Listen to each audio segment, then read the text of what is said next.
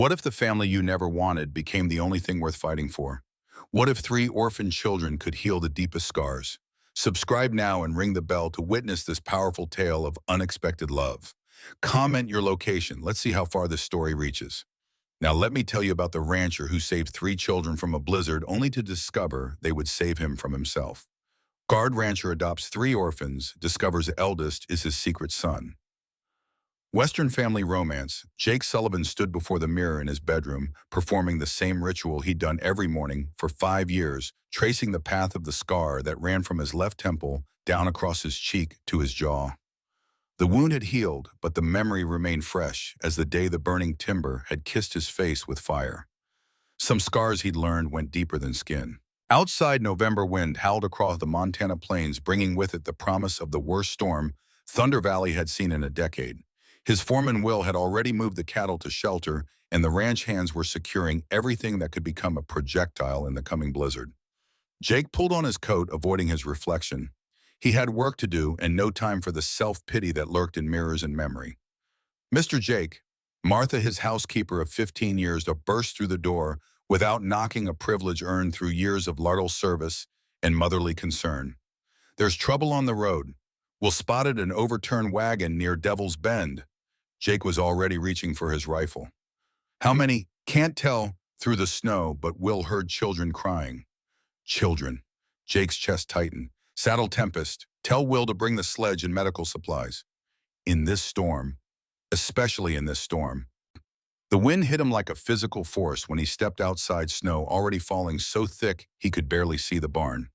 Tempest, his black stallion, snorted nervously as Jake swung into the saddle. "Easy, boy, just another rescue." But it wasn't just another rescue. Jake would later mark this moment as the end of his self-imposed exile and the beginning of everything that mattered. Devil's Bend was a notorious spot where the road curved sharply around a cliff face. In good weather, it was treacherous. In a blizzard, it was potentially fatal. Jake found the wagon on its side, one wheel still spinning lazily in the wind. The horses were gone, broken free, or wandered off, and snow was already beginning to bury the wreckage. "Hello," Jake called, dismounting. "Anyone alive in there?" A thin wail answered, definitely a child, maybe more than one. Jake wrenched at the wagon door, now facing skyward, and peered inside. Three children huddled around a woman's still form. The oldest, a boy maybe 10, held a toddler, while shielding a girl of perhaps 7. All three were crying, their faces blue with cold. "It's all right," Jake said, his voice gentling despite the urgency. "I'm here to help." "Aunt Grace won't wake up," the boy said through chattering teeth. "She hit her head when we tipped." Jake lowered himself into the wagon, quickly assessing. The woman Grace was breathing, but unconscious, blood matting her dark hair. The children were hypothermic, but alert. "What's your name, son?" "Tom." "This is Annie and Ben." "All right, Tom, you're doing a fine job protecting your family. I'm going to get you all somewhere warm, but I need your help. Can you climb out if I lift you?" Tom nodded, his jaw set with determination that seemed beyond his years. One by one, Jake lifted the children out to Will, who'd arrived with the sledge.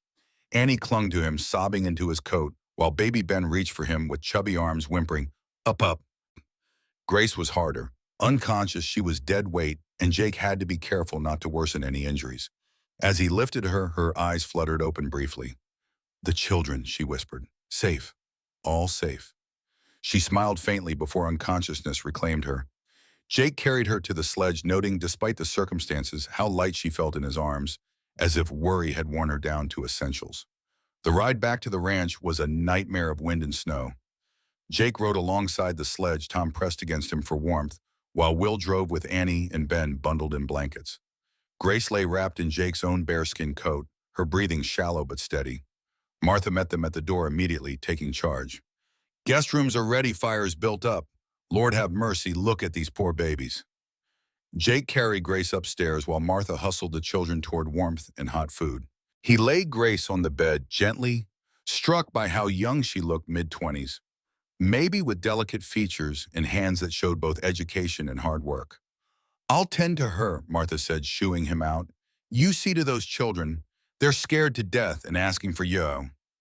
Jake found the three in the kitchen, wrapped in blankets and sipping hot cocoa. They looked up at his entrance, Tom wary, Annie hopeful, Ben reaching out arms again. Up, the toddler demanded. Without thinking, Jake lifted the boy, who immediately snuggled into his shoulder with a contented sigh. Something long frozen in Jake's chest cracked. Is Aunt Grace going to be all right? Annie asked in a small voice. Martha's taking care of her. She's the best nurse in the territory. Jake sat down, Ben still in his arms. Now suppose you tell me what you were doing on that road in this weather.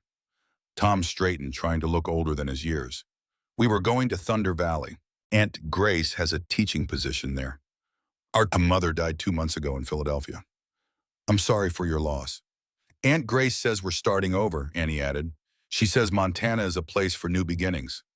Sometimes it is, Jake agreed, thinking of his own flight here 5 years ago. Where were you planning to stay? The boarding house until Aunt Grace could find something permanent. Tom's voice held a note of uncertainty. Jake looked at the three orphans, Tom trying to be brave, Annie clutching a worn doll, Ben half asleep against his chest, and made a decision that would have shocked anyone who'd known him these past 5 years. You'll stay here until your aunt recovers and the storm passes. Martha will take good care of you. Are you a rancher? Tom asked, eyes bright with interest. I am. Could you teach me to ride? I've always wanted to learn. We'll see. Annie tugged on his sleeve. Mister, why does your face have that mark? Annie, Tom hissed. But Jake found himself almost smiling at her directness. I got burned a long time ago. Does it hurt? Not anymore. Good, Annie said decisively. I don't like it when people hurt. Martha bustled in then. The lady's stable, but she'll need watching. Concussion, I think, and exhaustion. Looks like she hasn't had a proper meal in weeks. We ran out of money in Omaha, Tom admitted quietly.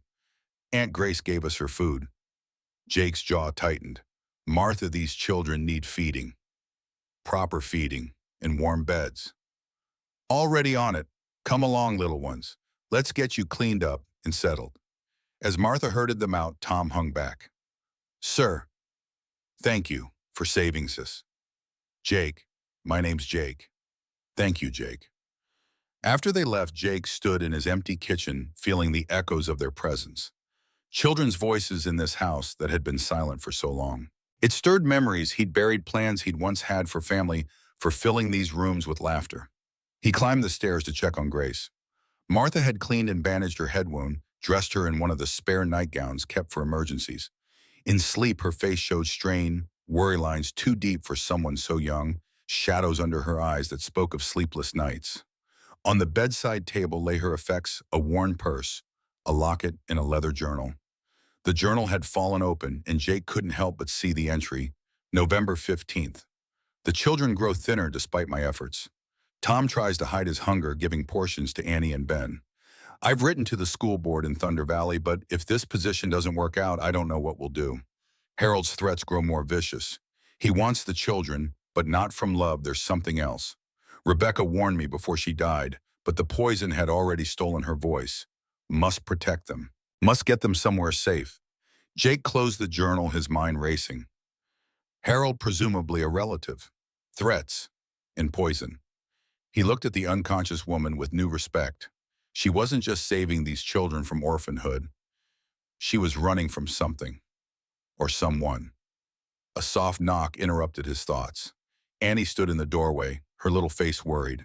I had a bad dream, she whispered. Your aunt is going to be fine, Jake assured her. It wasn't about Aunt Grace, it was about the bad man.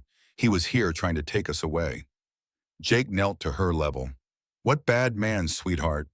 Uncle Harold. He says we belong to him now that Mama's gone. But Mama said never to go with him. She said Aunt Grace would keep us safe. And she will, but while she's getting better, I'll keep you safe. All right. Annie studied his face, then reached out to touch his scar gently. You're strong. The mark shows you're strong. How do you figure that? Mama said scars mean you survived something that tried to break you. That makes you stronger than people without scars because you know you can survive. Jake's throat tightened. From the mouths of babes. Your mama sounds like she was very wise. She was. Tom looks just like her. Annie yawned. Can I stay here until Aunt Grace wakes up? Jake pulled a chair close to the bed. Annie climbed into his lap without invitation, curling against his chest, with the trust only children could show so easily. Within minutes, she was asleep. Martha found them there an hour later, Jake holding the sleeping child, keeping watch over the unconscious woman, his scarred face soft with an expression she hadn't seen in 5 years. "You know what you're doing opening your heart to them," she whispered. "No," Jake admitted, "but I know what I'm doing keeping it closed, and that's not working either." Martha studied him for a long moment. "That boy, Tom, he reminds me of someone." Jake's arms tightened slightly around Annie. "Lots of boys have dark hair and gray eyes. Not all of them have that exact same cowlick you can never tame, or that dimple in their left cheek when they're trying not to smile." "Martha, I'm not saying anything, just observing. Rebecca left town 11 years ago, shortly after that summer you two spent all that time together. Boy looks about 10, maybe 11. Rebecca's dead, has been for years. Is she? You know that for certain." Jake was saved from answering by Grace stirring. Her eyes opened unfocused at first, then sharpening with alarm. "The children." "Safe," Jake said quickly. "All three, safe and warm and fed." Grace's gaze found Annie sleeping in his arms, and something in her expression eased. "You saved us. Anyone would have—" "No, they wouldn't." Her voice was weak but certain. "Most would have ridden past in this storm. You didn't." She tried to sit up, winced. "I need to." "The children need you to rest and recover," Martha said firmly. "They're fine. Mr. Jake and I will see to them." "I can't impose." "It's not an imposition," Jake heard himself say. "Stay as long as you need. The storm's not letting up anyway, and the roads will be impassable for days, maybe weeks." Grace studied him, this scarred rancher who held Annie like she was precious. "Why, Bisham?" Jake thought about lying, about giving some practical reason.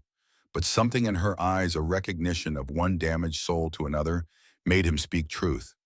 "Because I've been alone in this house for 5 years, and hearing children's laughter again reminds me why I built it in the first place." "You had family." "I had plans for one. They didn't work out." Grace was quiet for a moment. "Plans rarely do, but sometimes what we get instead is better than what we planned." "Sometimes," Jake agreed, standing carefully to avoid waking Annie. "Rest now. Martha will stay with you." As he carried Annie to the room Martha had prepared, Jake passed the window and saw his own reflection, scarred face soft with tenderness as he held the sleeping child. For the first time in 5 years, he didn't look away. Later that night, Jake found Tom in his study staring at the painting above the mantel. It was the only image of Rebecca. He'd kept a portrait done the summer before she'd left, when happiness had seemed possible. "She's beautiful," Tom said. "She was. She left Thunder Valley a long time ago." Tom moved closer to the painting, studying it with intense concentration. "She looks familiar somehow, like someone I've seen in a dream." Jake's heart hammered, but he kept his voice steady. "Memory plays tricks sometimes. Mama used to say I looked like my father, but she never told me who he was. Said he was a good man who didn't know I existed, and it was better that way." The room spun slightly. Jake gripped the back of a chair. "Your mother, what was her name?" "Rebecca Hamilton. But Aunt Grace sometimes called her Emily. Said she used to go by that when she was younger." Emily, Rebecca's middle name. Martha had been right. Jake looked at the phone, his son standing there, studying his mother's portrait, and felt the earth shift beneath his feet. Rebecca hadn't just left. She'd been pregnant, and she'd never told him. "Mr. Jake, are you all right?" "Fine," Jake managed. "Just tired. You should get some sleep, son." The words slipped out unconsciously, but Tom smiled. "Yes, sir. Thank you again for everything." After the boy left, Jake stood before Rebecca's portrait, his mind reeling. She'd been gone 11 years. Tom was 10. The timing. But she'd married. Hamilton. Had other children. Annie looked nothing like Tom, and Ben was too young. So she'd found someone else, built the family they'd dreamed of together, just without him. The rejection stung fresh as the day she'd left her note, saying only that she couldn't be with someone who put himself in danger so recklessly. The fire that scarred him had happened the night before she left. He'd pulled a child from a burning building, saved the boy, but earned his disfigurement. She'd seen him as a monster and fled. Or so he'd thought. Now, looking at the evidence of his son alive, bright kind, Jake wondered what the real story was, and whether Grace knew it. Grace woke to sunlight streaming through unfamiliar windows and the sound of children's laughter. Real, genuine laughter that she hadn't heard since before Rebecca's illness. She sat up carefully, her head still tender, but the dizziness gone. "Careful now," Martha said from the doorway, carrying a tray. "You've been asleep for 2 days." 2 days? Grace tried to stand, wobbled. "The children are having the time of their lives, Mr. Jake's been teaching Tom to ride. Annie's been helping me in the kitchen and charming every ranch hand within miles, and little Ben has decided Mr. Jake is his personal pony." Grace sank back, overwhelmed. He's been watching them, playing with them, caring for them. Martha set the tray down, her expression thoughtful. "That man hasn't smiled in 5 years, and now he can't stop. Those children of yours have worked a miracle. They're not mine, they're my sister's. Love makes them yours, doesn't it?" Martha helped her sit up properly. "Now eat. You're skin and bones, and we need to talk." Grace ate obediently while Martha settled into the chair beside the bed. "That journal of yours fell open. Not snooping, just happened to see. Someone named Harold is threatening you." Grace's hand stilled on the spoon. "My brother-in-law, he wants the children. For love, for money. My mother, their grandmother, left a small inheritance for them. Harold thinks it's larger than it is. He also—" Grace hesitated, then decided on truth. "I think he killed my sister." Martha's eyes sharpened. "That's a serious accusation." "Rebecca was healthy, then suddenly she wasn't. The doctor said consumption, but I'm a teacher, Mrs. Just Martha, dear." "Martha, I know about poisons from my studies. The symptoms, arsenic administered slowly. She tried to tell me at the end, but couldn't speak clearly. And you have proof, her journal, hidden in my trunk. She documented feeling ill after Harold's visits, noticed her tea tasting strange when he prepared it." Martha was quiet for a moment. "Mr. Jake needs to know this. Harold won't give up, and when he finds you, he'll come with legal papers and demands." Grace pushed the tray away, appetite gone. "I should leave. Today, I've put you all in danger." "You'll do no such thing." Jake's voice came from the doorway, where he stood with Ben on his hip, the toddler playing with his collar. "No one's taking those children anywhere they don't want to go. You don't understand the law. I understand it better than you might think." Jake entered, sitting on the edge of her bed with surprising familiarity. Ben immediately reached for Grace. "Aunt Grace, you awake?" Grace gathered the boy close, tears starting. "I'm awake, sweetling. Jake been teaching Tom horses, and Annie makes cookies, and I ride on Jake's shoulders." Ben's enthusiasm was infectious. "Have you been good?" "Goodest," Ben assured her, then yawned. "Nap time?" "I'll take him," Martha offered, lifting the boy. "You two need to talk." After they left, Grace studied Jake Sullivan properly for the first time. The scar was dramatic but not disfiguring. It gave his handsome face character, made him look like a warrior from ancient stories. His eyes were gray, intelligent kind, despite the guardedness. "Tom looks like you," she said quietly. Jake's whole body stilled. "You know, Rebecca told me near the end, said Tom's father was the best man she'd ever known, but she'd had to leave to protect them both." "Protect us from what?" "From Harold. He'd been pursuing her for years, wouldn't accept rejection. When she fell in love with you that summer, Harold threatened to ruin you, said he had connections, would destroy your ranch, your reputation. She thought if she left, he'd leave you alone." Jake's hands clenched. "So she married him?" "No, she ran, made up the name Hamilton, claimed to be a widow. Harold found her anyway 3 years ago, forced her to marry him by threatening Tom. Then slowly poisoned her when she wouldn't give him access to our mother's money." "Our mother," Grace took a breath. "Mr. Sullivan, Jake, there's something else. Rebecca wasn't really Rebecca. Her name was Emily. Emily Morrison. Morrison, as in your neighboring ranch. Old Mr. Morrison's daughter, who supposedly died in a carriage accident 12 years ago. She didn't die. She ran away to escape Harold, who was trying to force her into marriage even then. She became Rebecca, met you, fell in love, had Tom. But Harold never stopped hunting her." Jake stood abruptly, paced to the window. "Morrison's land adjoins mine. He died last year, left everything to distant relatives because he thought Emily was dead. She is dead, but her children, Morrison's grandchildren, they're his rightful heirs. That's what Harold wants. Not just their mother's small inheritance, but the Morrison Ranch, worth a fortune. Exactly. And as their guardian, he'd control it all. Jake turned back to her, his scarred face fierce with determination. He won't get them. I won't let him. You can't stop him legally. He's their uncle by marriage. I'm just their aunt who's cared for them, protected them, nearly died for them. And Tom, Jake's voice caught. Tom is my son. That changes things. You'd claim him. I'd claim them all if it would protect them. But Grace, he moved closer, sat beside her again.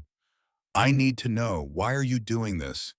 You're young, unmarried. You could have sent them to an orphanage, started fresh.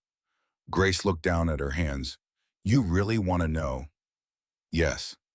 Because I know what it's like to be unwanted. I was adopted myself. The Morrisons took me in when I was 5 after my parents died. Emily was the one who made me feel like family, like I belonged. She gave me a home, a sister's love. I couldn't abandon her children any more than she could have abandoned me. You're not really a Morrison by blood. No, which is why I have no legal claim to help the children inherit. I'm just Grace, the orphan Emily saved, trying to save her orphans in return. Jake reached out, covered her hand with his. You're more than that. You're the woman who would die for those children. That makes you their true family. Their eyes met and something electric passed between them. Recognition, perhaps, of kindred spirits who'd learned to love despite loss. A commotion from outside broke the moment. Jake went to the window, his expression darkening. We have company, well-dressed man in a fancy carriage accompanied by what looks like a sheriff from another county. Grace went cold. Harold, stay here. I'll handle this. But Grace was already standing, reaching for her robe. No, we face him together or he'll use division against us.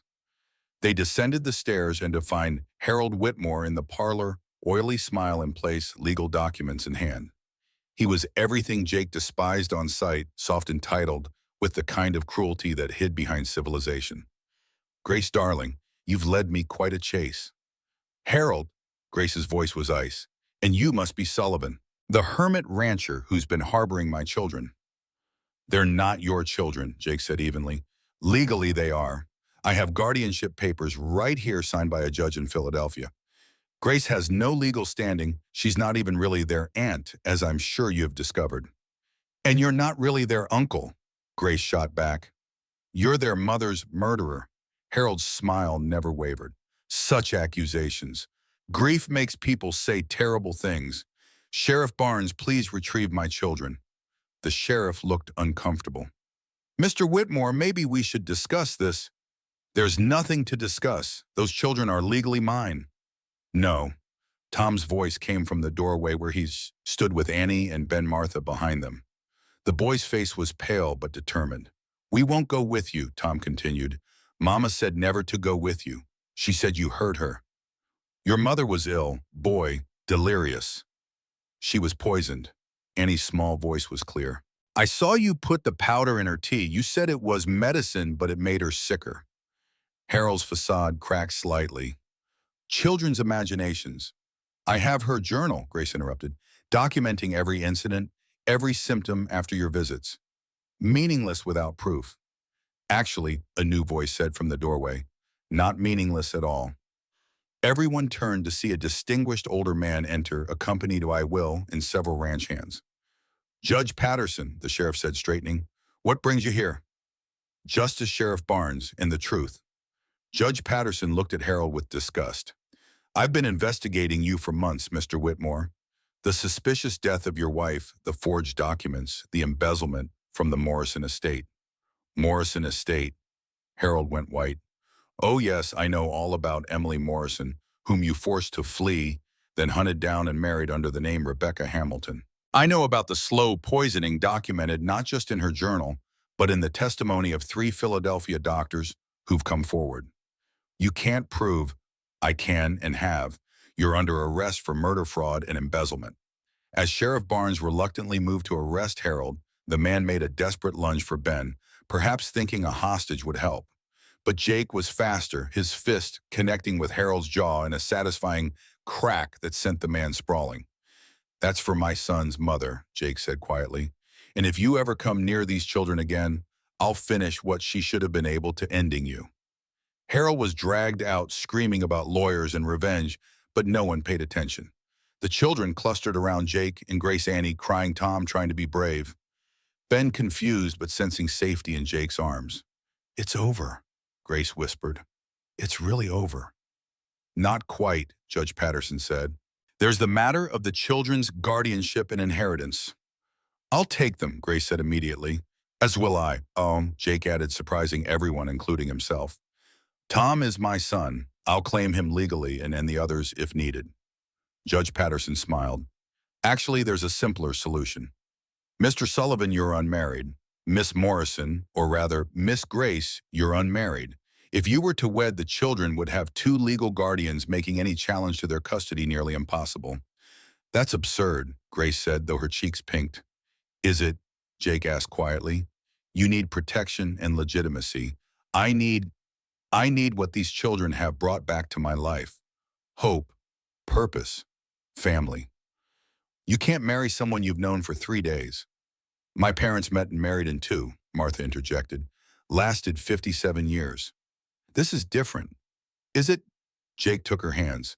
"Grace, I'm not saying we marry for love, but for them, to keep them safe, give them a home. We could do worse than a partnership built on protecting children we both care about." Grace looked at the 3 small faces watching hopefully.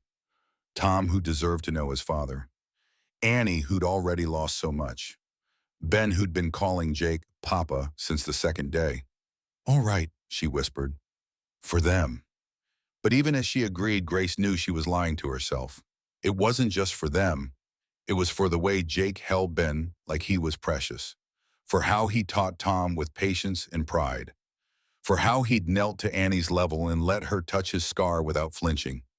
It was for the way he looked at her like she was brave and beautiful and worth protecting. They were married 3 days later in the ranch's parlor, Judge Patterson officiating the children as witnesses. Grace wore her sister's dress altered by Martha's skilled hands. Jake wore his best suit, the one he hadn't worn in 5 years.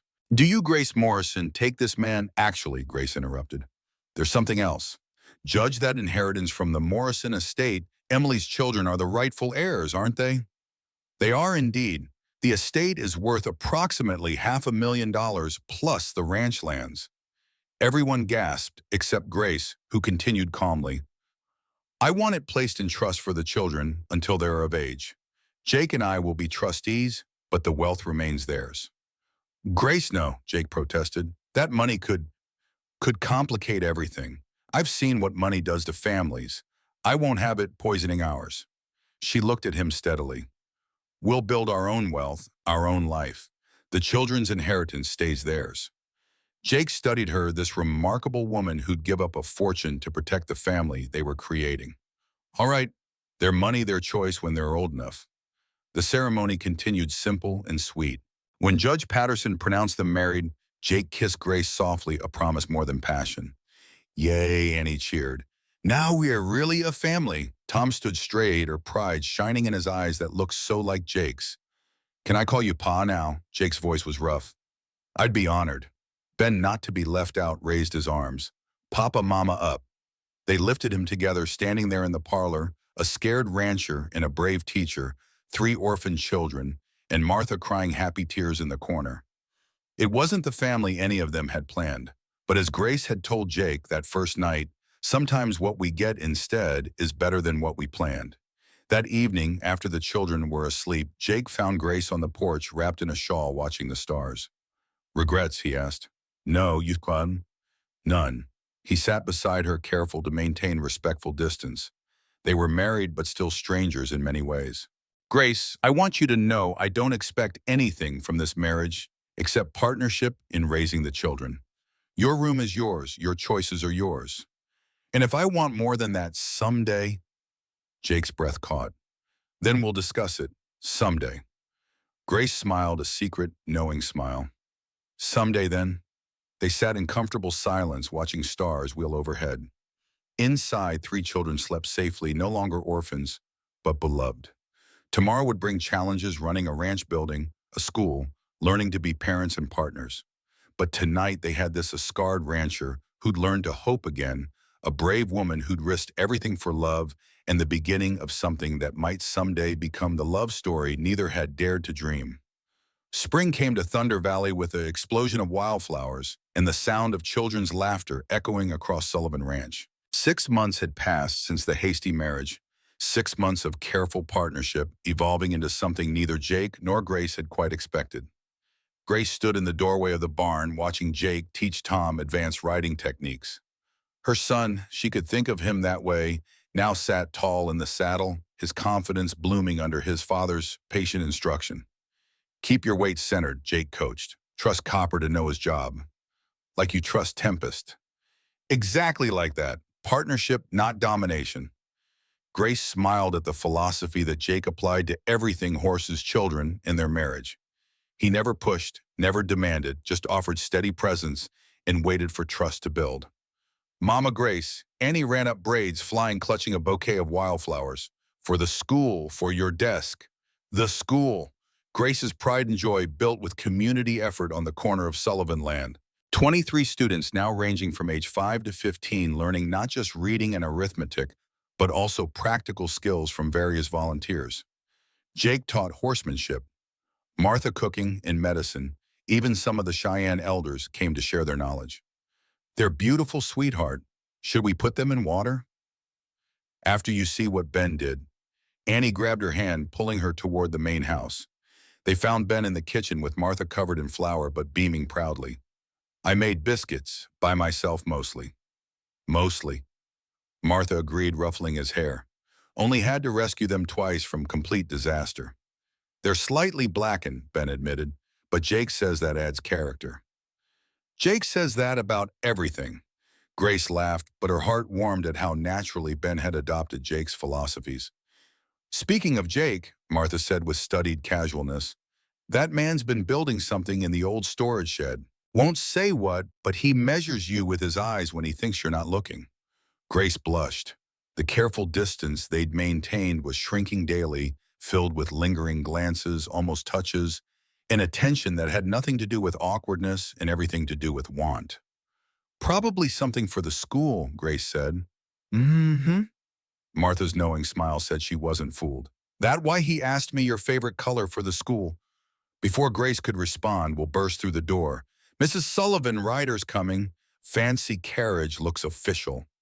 Grace's blood chilled. Even with Harold in prison, she feared official carriages. How many saw him? Just two. Older couple, well-dressed, but not threatening looking.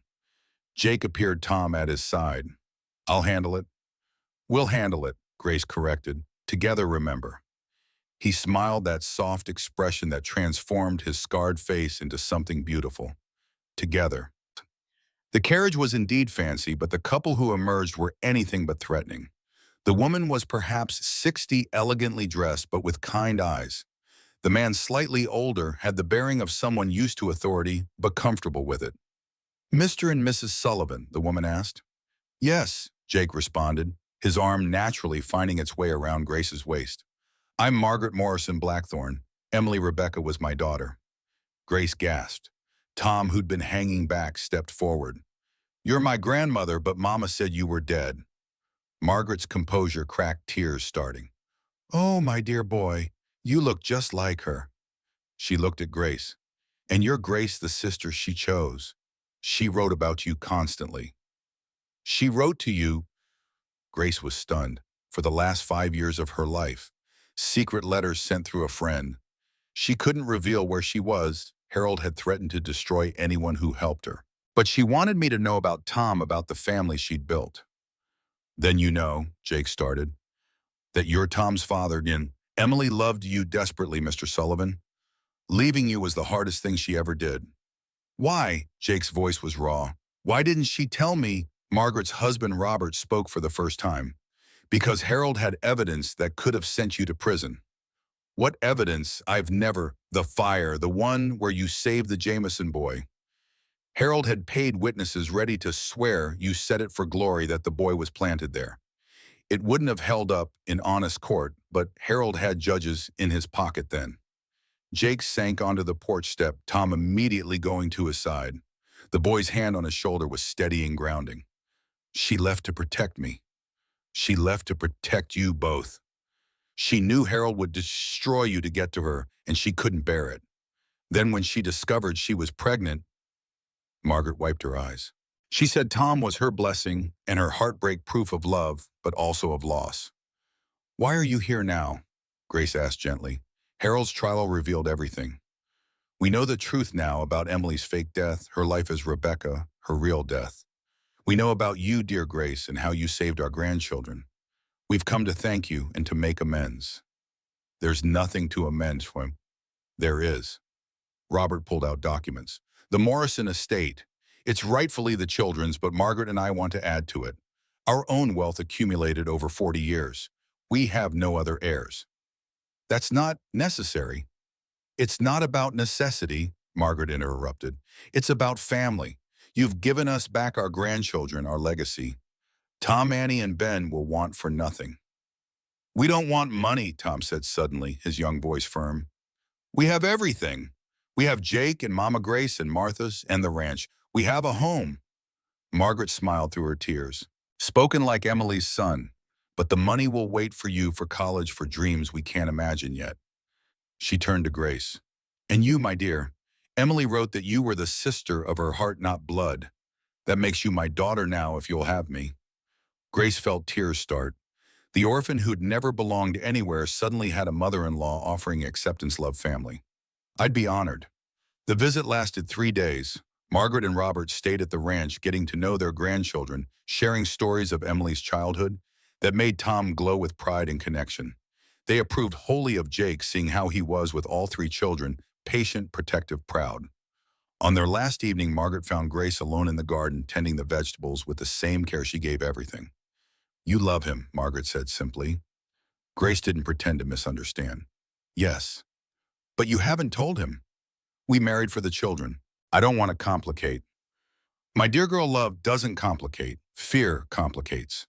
Love simplifies everything down to one question. Will you risk your heart for the chance of joy? What if he doesn't feel the same? Margaret laughed softly. That man looks at you like you hung the moon. He watches you teach and glows with pride. When you laugh, he stops whatever he's doing just to listen. If that's not love, I've forgotten what is. That night after the Blackthorns had retired, Grace found Jake in the mysterious shed putting finishing touches on something. When he saw her, he tried to block her view. It's not ready. Jake Sullivan, what are you building? He stepped aside, resigned but nervous. It was supposed to be for your birthday next month. Grace gasped. It was a desk, hand-carved, beautiful, with small drawers and compartments perfect for teaching supplies. But more than that, carved into the wood were scenes from their life. The rescue from the storm, the children playing, the school being built. Jake, it's beautiful. It's not done. I still need to add. He showed her an empty panel. I was waiting to see what should go here. What moment matters most? Grace traced the carvings with trembling fingers. You did all this? Martha said you had needed a proper desk for the school, but then I started thinking about you grading papers at our kitchen table, then Annie bringing you flowers, Ben climbing into your lap while you work, and I realized you don't need a desk for school. You need one for home, where you belong. Jake, I know we married for convenience, for the children, but Grace, these 6 months, he took her hands. I wake up looking forward to seeing you. I go to bed wishing I could kiss you goodnight. When you smile at something Tom says, when you comfort Annie's scraped knee, when you dance with Ben in the kitchen thinking no one's watching. You watch me dance. I watch you breathe. The admission came out rough, honest. I'm in love with you, Grace Sullivan. Not conveniently, not temporarily.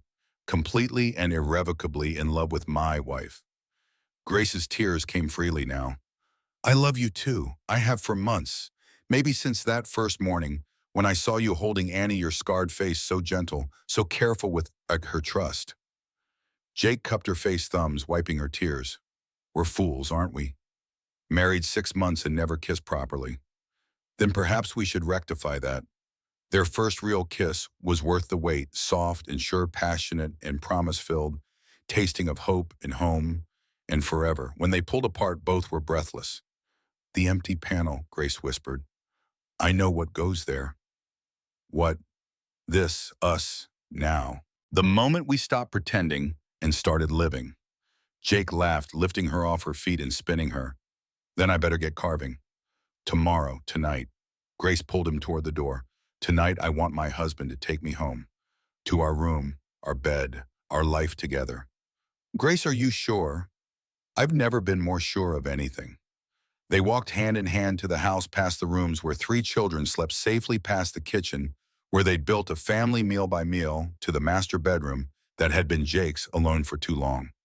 That night, they became truly married, not in law, but in love, not for convenience, but for choice. Jake traced her body like he was memorizing a map home, and Grace kissed every scar he bore inside and out, until he believed in his own wholeness again. When dawn came through the windows, they lay entwined, watching the sun paint the mountains gold.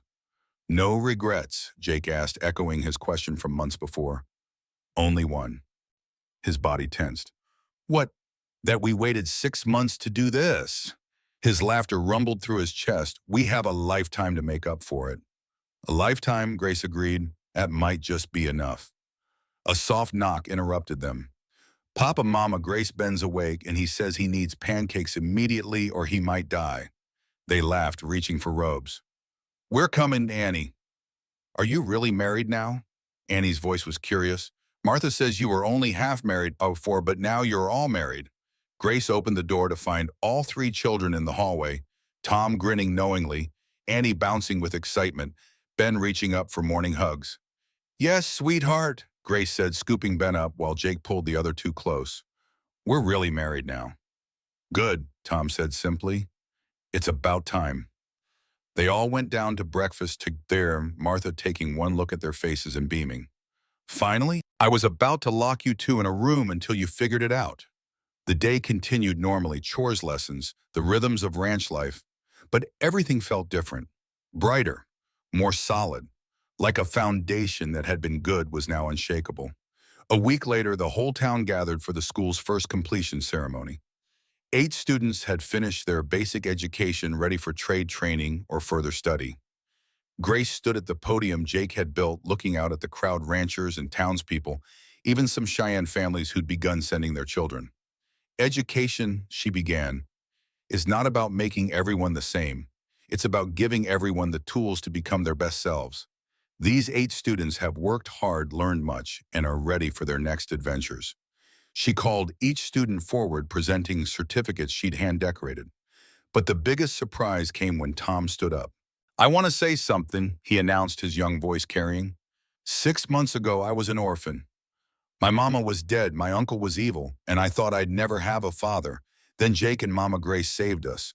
But more than that, they showed us that families aren't just about blood. They're about choice. He looked directly at Jake, gray eyes meeting gray eyes. You chose to be my father before you even knew I was your son. That's the kind of man I want to be, the kind who chooses love over fear every single time. There wasn't a dry eye in the crowd. Jake stood, crossing to his son, pulling him into a fierce embrace. Grace joined them, then Annie and Ben, until they stood there, the unlikely family that had become Thunder Valley's heart. That evening, as the celebration wound down, Judge Patterson approached them. I have news. Harold Whitmore was convicted. Life in prison, no possibility of parole. It's truly over then, Grace said. The legal troubles, yes. But your story, the judge smiled. That's just beginning. He was right. Over the following years, their story became legend in Thunder Valley. The rancher who'd hidden from the world and the teacher who'd brought him back to life. The 3 orphans who'd found their home. The school that educated children regardless of race or wealth. Tom grew strong and kind, eventually taking over the ranch operations, marrying a doctor's daughter from Denver, raising his own children with the values Jake and Grace had taught him. Annie became an artist traveling the world, but always returning home, her paintings of ranch life becoming famous for their emotional depth. Ben surprisingly became a lawyer dedicated to protecting children's rights, inspired by his own salvation. Jake's scar faded over time, but never disappeared, a reminder that survival leaves marks. But those marks are proof of strength, not weakness. Grace bore Jake 2 more children, twin daughters who grew up wild and free on the ranch, educated in the school their mother built, loved by the siblings who'd chosen them before they were born. The desk Jake carved sat in their bedroom for 60 years. The final panel, the one he'd carved after their first night together, showed two figures standing before a house, five children around them. Mountains in the background, and overhead a single word, home. Because that's what they'd built from the wreckage of their separate griefs, not just a house or a family, but a home where broken things became beautiful, where chosen love proved stronger than blood, where three orphans and two damaged adults became proof that sometimes the best families are the ones we build from scratch. The rancher had found his unexpected family. The teacher had found her unexpected love. The children had found their unexpected home. And Thunder Valley had found its heart.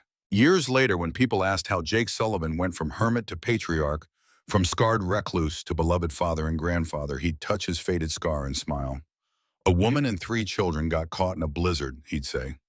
I thought I was rescuing them. Turned out they were rescuing me. And Grace, her hair silver, but her spirit still bright, would add, the best families are always unexpected. The ones you choose when choosing seems impossible. The ones who see your scars and call them beautiful.